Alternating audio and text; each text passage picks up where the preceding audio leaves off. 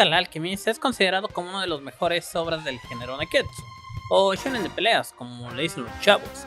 Y esto no es para menos, ya que la consideración no se debe solo a su popularidad, duración, animación o nostalgia, como en otros casos. Más bien considero que Fullmetal es una serie muy grata de leer. Y aunque bueno, esto puede parecer un comentario más que nada personal, quiero detenerme un poco a explicar el porqué de las cosas y ahondear en los puntos para tratar de ser más objetiva y clara posible.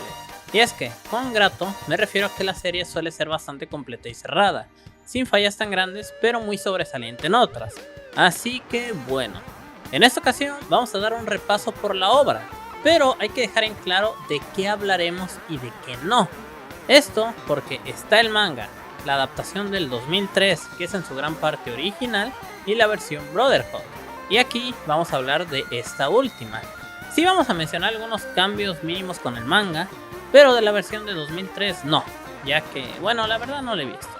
Y antes de seguir, déjame te dejo la aclaración de que no va a haber muchos clips de la serie en el video para que YouTube no me lo tumbe, así que vamos a tener muchas imágenes del manga, aunque la reseña se refiere más que nada a la versión animada. Y ahora sí, sin más que decir, vamos a ello.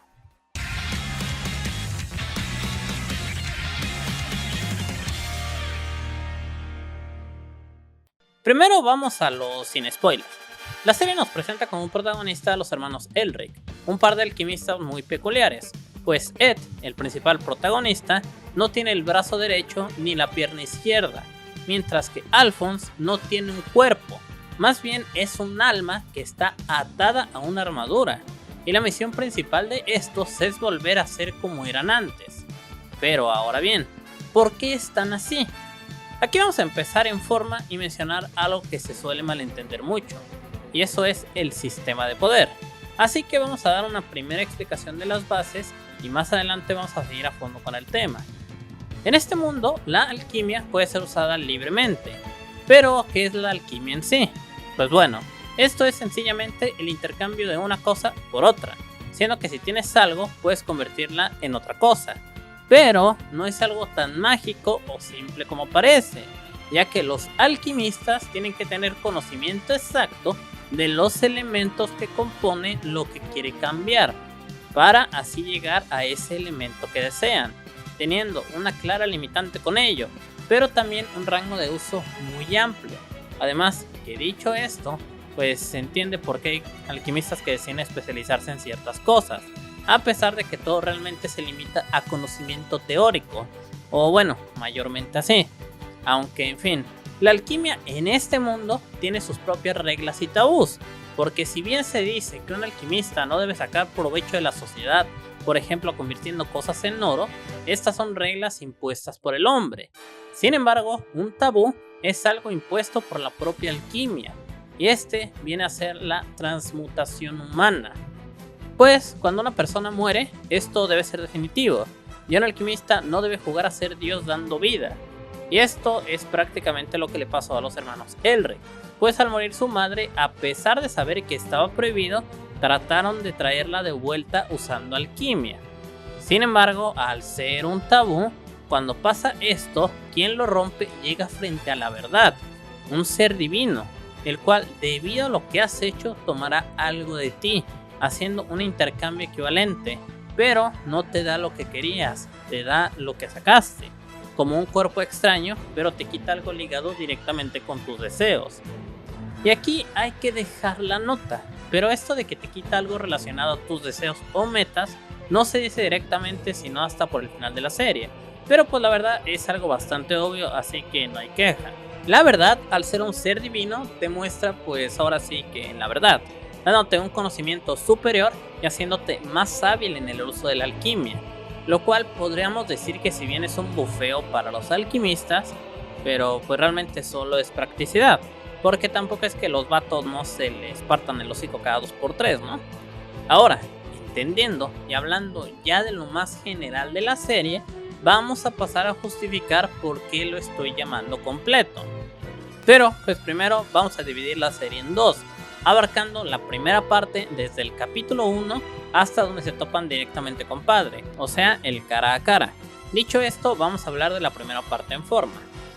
Creo que pocas veces tenemos un primer capítulo tan bueno como el que vemos aquí, y es que sirve para mostrar lo básico del sistema de poder y la única excepción al mismo, que es la piedra filosofal, el objetivo de los personajes y más importante el tono de la historia, que si bien sabemos que es el constante buenos contra malos, aquí estamos viendo lo oscuro que pueden ser los antagonistas, como lo es Padre, y esto es una buena muestra de lo que se viene a futuro.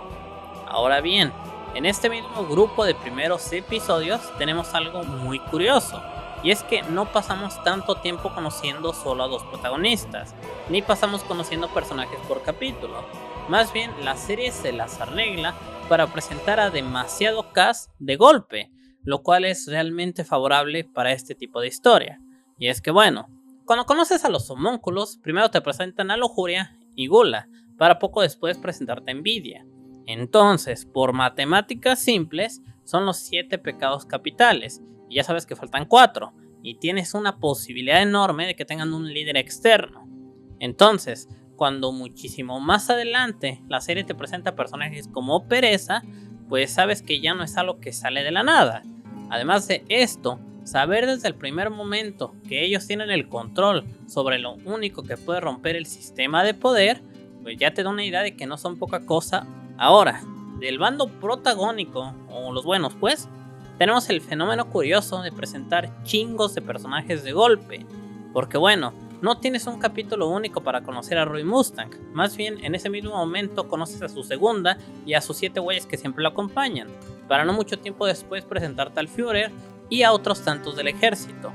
Pero ¿esto qué tiene de especial o qué? Pues bien, primero que nada, esto funciona porque los personajes son comunes y corrientes. Claro está que tienen sus cualidades únicas, pero son personajes que ya están haciendo algo, estén o no los protagonistas ahí. Por ende, los personajes funcionan por sí solos y pasan como cualquier otra cosa. No son especiales, pero sí son necesarios, en pocas palabras.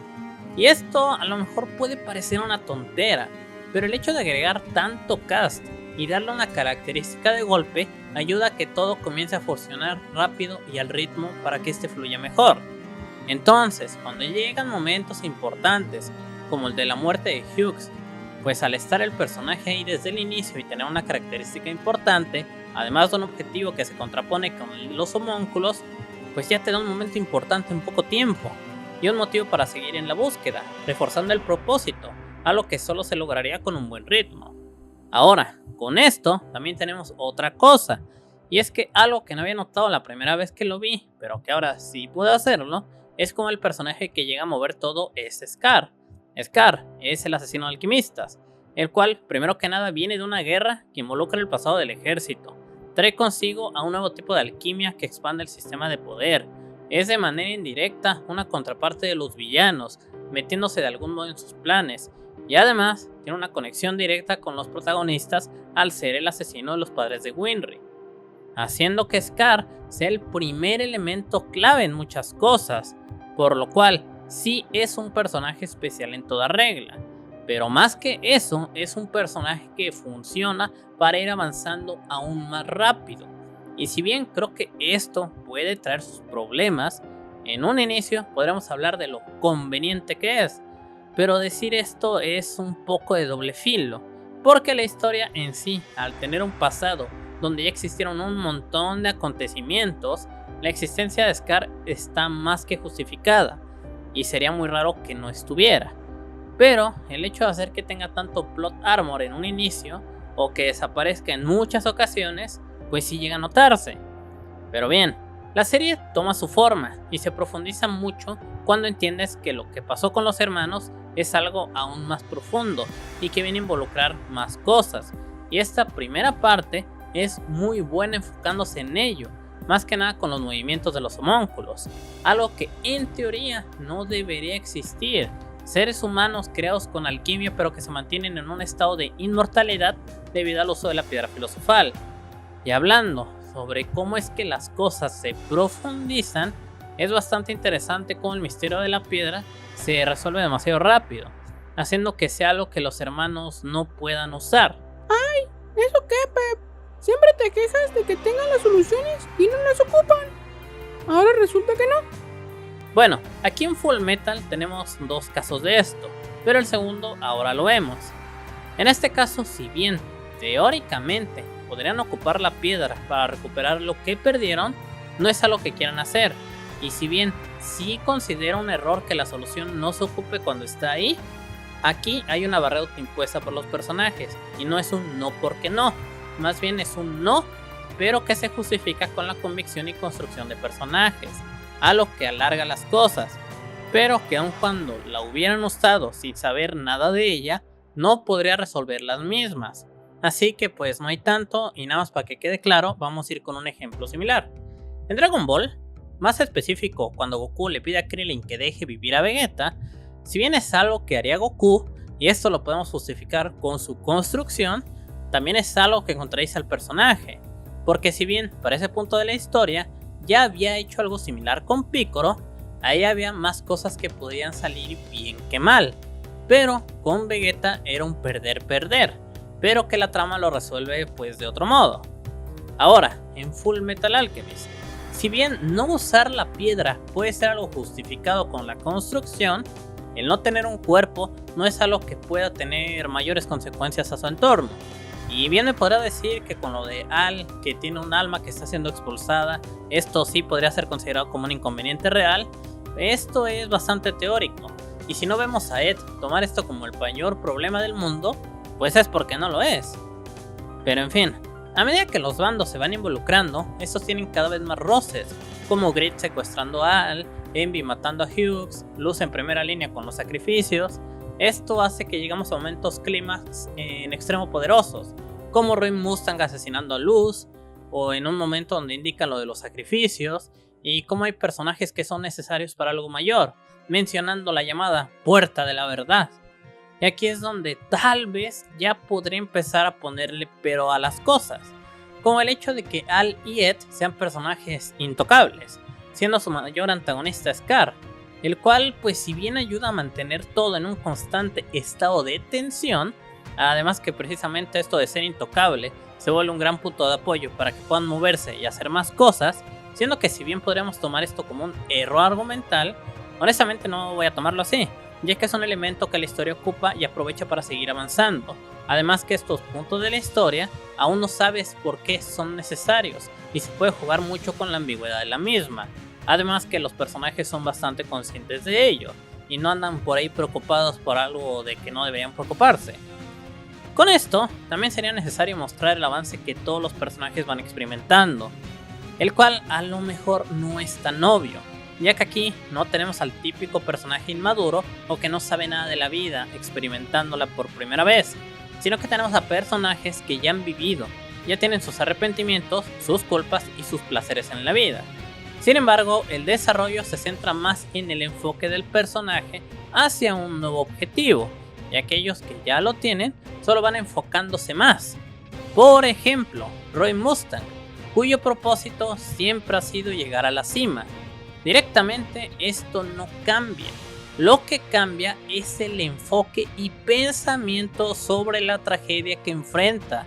Y es que si bien pasó por una etapa de guerra donde arrebató cientos de vidas, el hecho de perder al amigo cercano que lo apoyaba en su meta y que a diferencia de él sí tenía una familia, es una clara muestra de cómo su meta ya no solo es un sueño, sino que ahora es una necesidad para el mundo, haciendo que el personaje tenga momentos más decisivos, sin importar cómo pasen las cosas.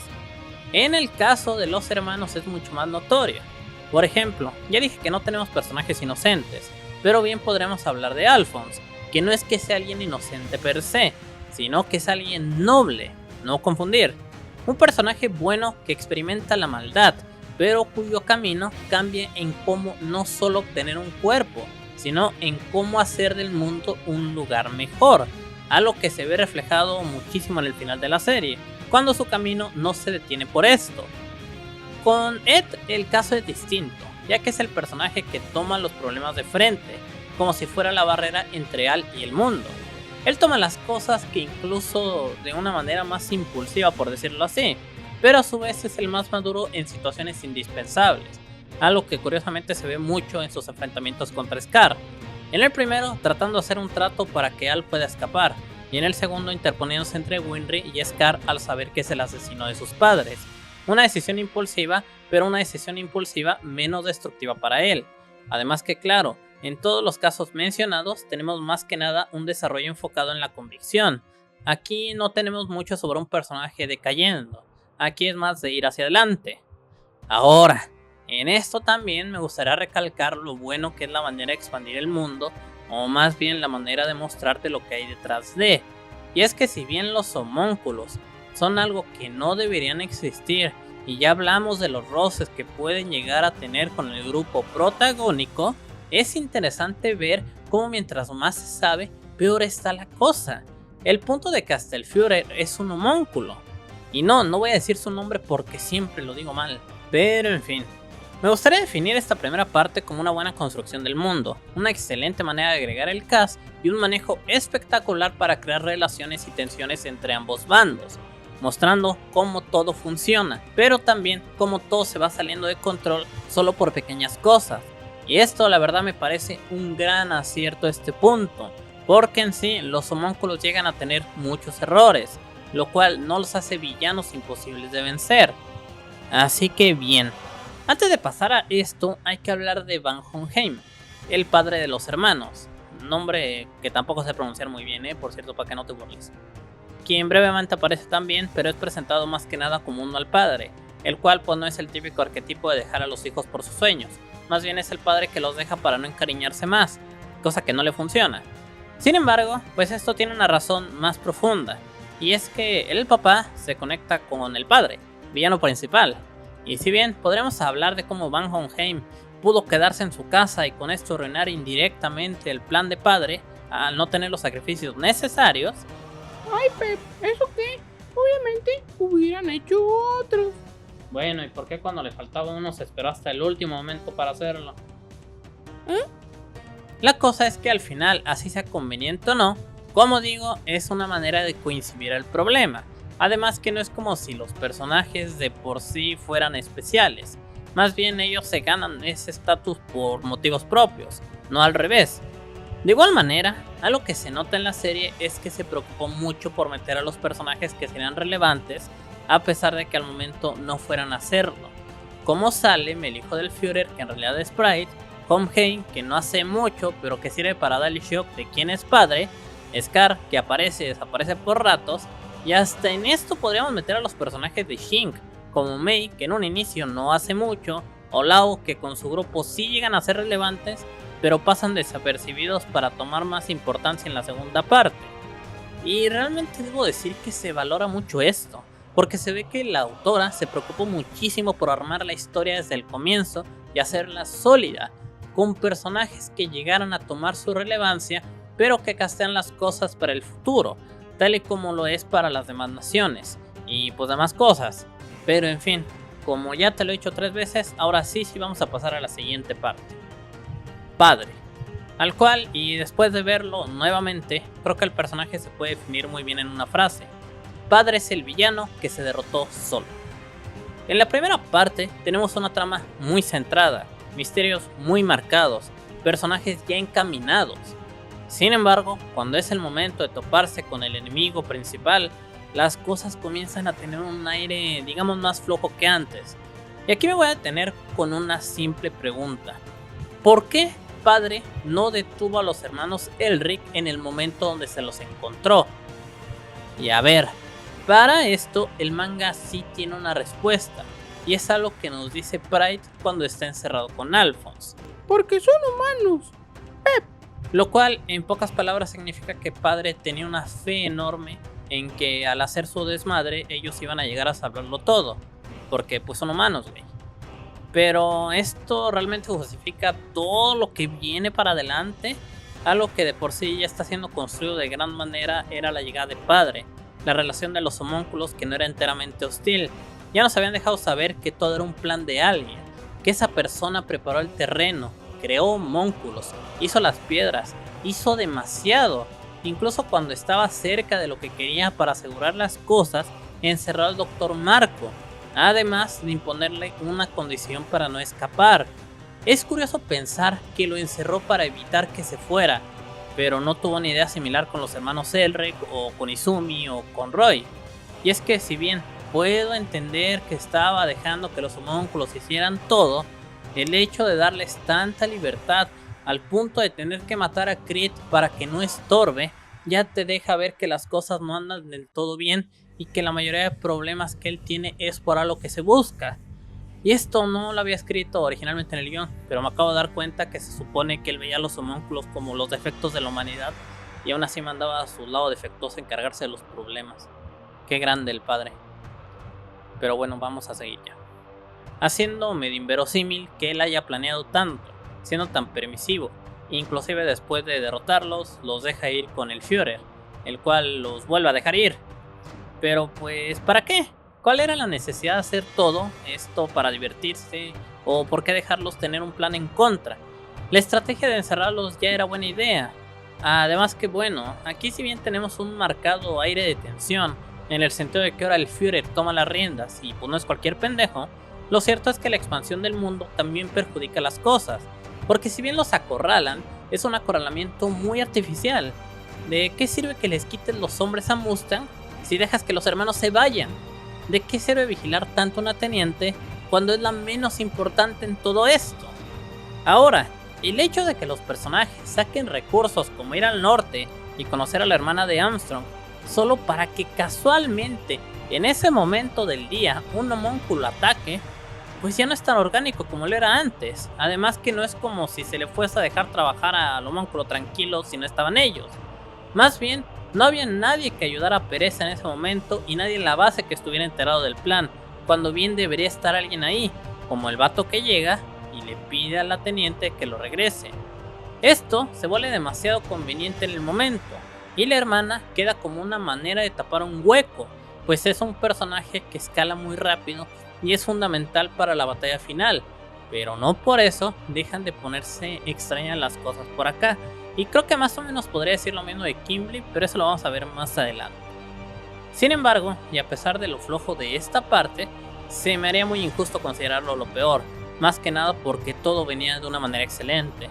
Así que, cuando este arco termina, ahora sí podremos volver a la manera orgánica de formar las cosas, con una tensión real cuando escapan de la vigilancia de padre, cuando se forman las alianzas nuevas, cuando los personajes vuelven a cambiar y cuando la convicción para volver sigue adelante. ¡Ay, Tape! ¿Padre sabía que iban a volver? Esto es a lo que puedo comprarte hasta cierto punto, pues si bien padre tenía razón en decir que van a regresar porque son humanos, güey, no tiene sentido que se tome más molestias con algunas cosas que pueden ser más seguras, como forzar a tipos randoms a abrir una puerta y tener los sacrificios de una, a dejar elementos de manera azarosa, que parece que solo tuvo fe y ya. Sin embargo, y dejando de fuera a este vato tantito, la serie retoma y se mantiene muy bien con todo lo que hace, incluso mostrando que los personajes son capaces de actuar por cuenta propia y enfrentar situaciones aún más complicadas por ellos mismos, como Winry perdonando a Scar, Ed peleando con Kimblee, Al usando la piedra filosofal para luchar con Pride. Qué buen momento, la puta madre. Además de que ahora con la participación más activa de los personajes que habían quedado en segundo plano con los personajes de Shin o Van Hohenheim, las cosas mejoran mucho.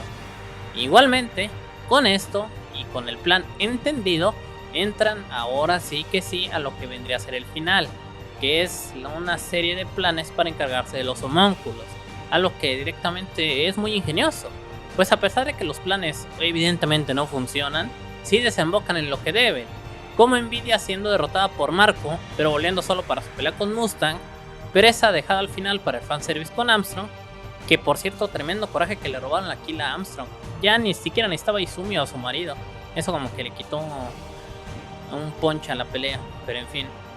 También Gula siendo absorbido por Pride, y de la que sí me quejo muchísimo es la pelea del Führer contra Scar, pero de eso ahorita hablamos. El punto es que la serie para el final ya ha sido capaz de conectar cada uno de los cabos sueltos y desembocar en lo que debe. Sin embargo, se puede notar que la serie tiene entre el aire orgánico y el artificial.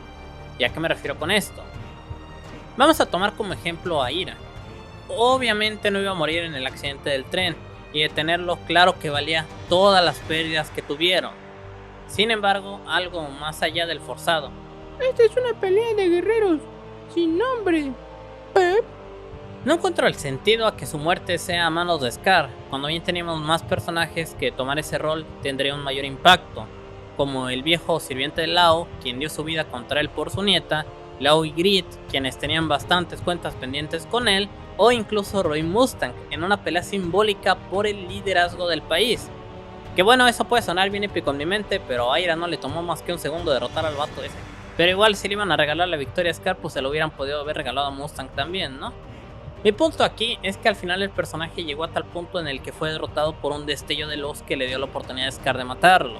Y aquí vamos a mencionar las diferencias del anime y el manga, pero incluso en el manga es mucho más apresurada la pelea, así que si bien el anime le da más peso a todo esto, hasta poniéndole una lagrimita en el opening, lo cierto es que el personaje tiene un final solo por tenerlo, y esto es el inicio de muchas cosas que pasan solo porque ya tenían que pasar.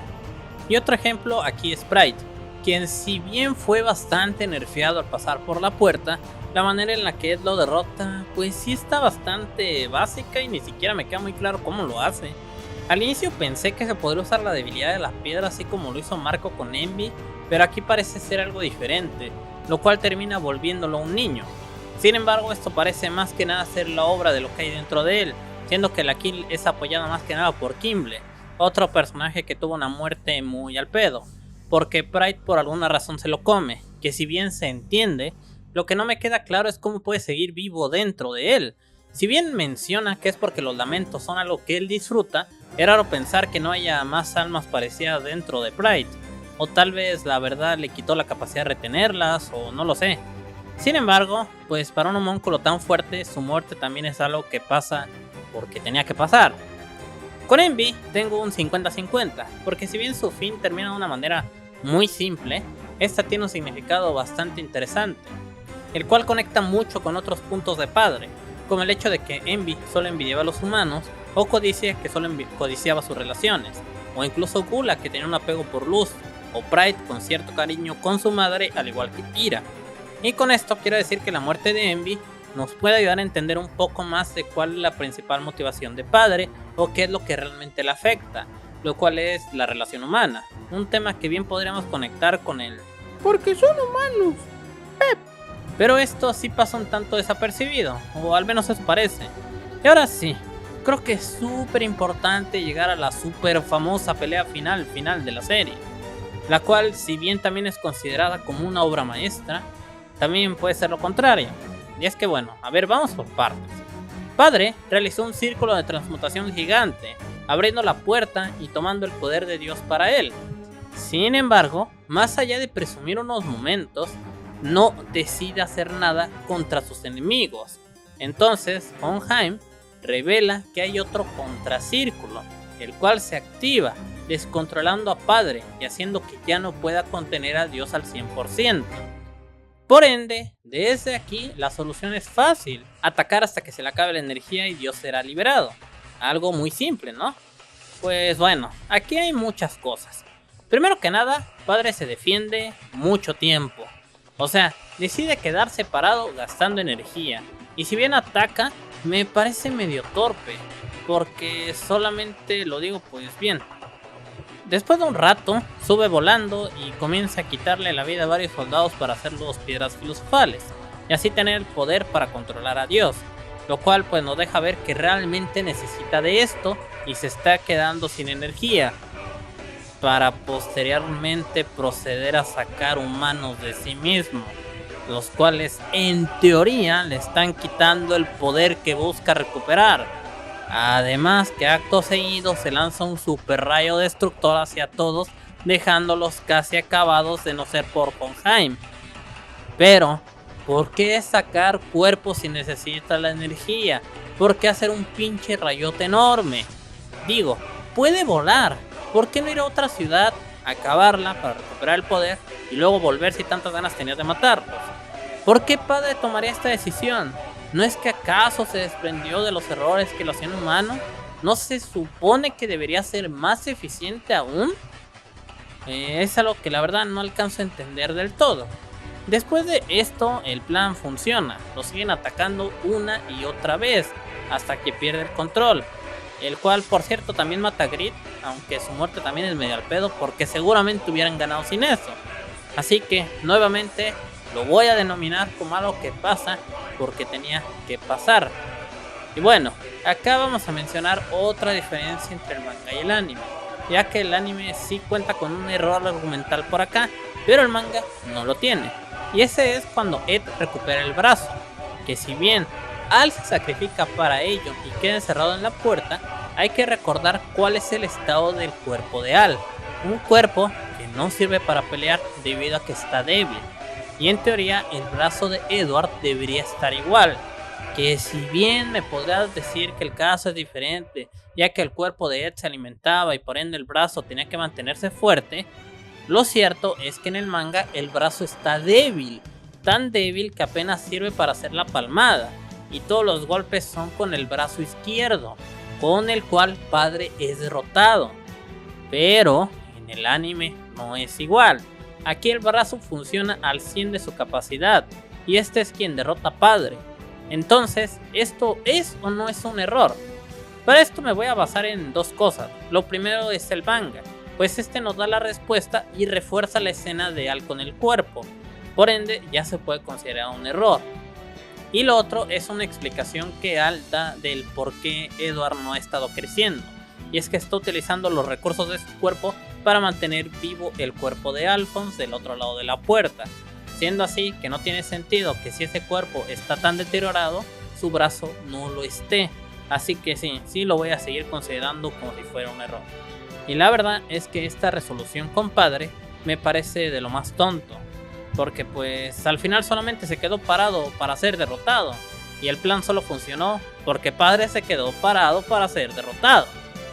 Y después de lo excelente que llega a ser la serie, este final sí lo deja muy mal.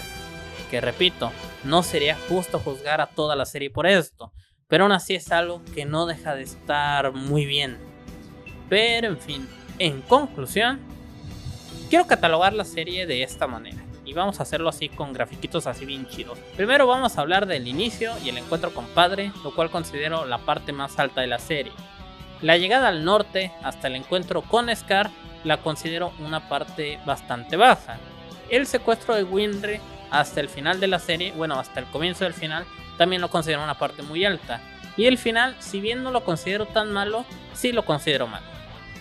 Directamente, Full Metal es una serie excelente. Y francamente me parece una de las mejores obras del género que podrías encontrar.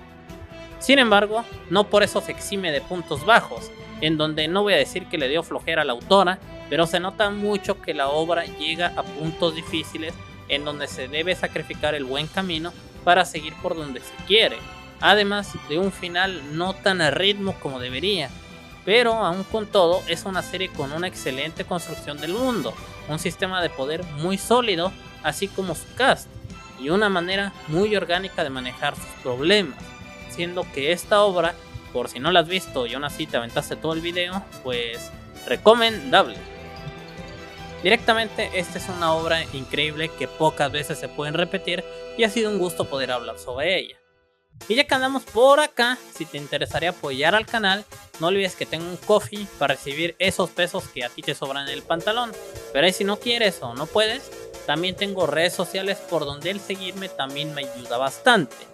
Dicho todo esto y sin nada más que decir, yo fui Shiny Maps y bye.